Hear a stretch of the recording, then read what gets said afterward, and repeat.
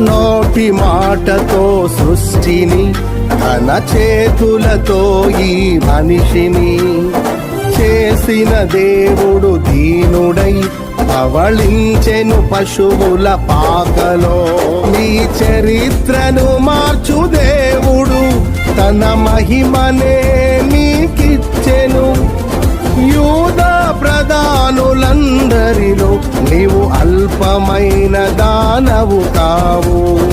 యూదా ప్రధానులందరిలో నీవు అల్పమైన దానవు కావు. స్తుతియో మహిమ ప్రభావము ఎల్లవేళల ప్రభుకే చెందును. స్తుతియో మహిమ ప్రభావము ఎల్లవేళల ప్రభుకే చెందును. రక్షకుని జన్మస్థలమా యూదయ బెత్లెహేము,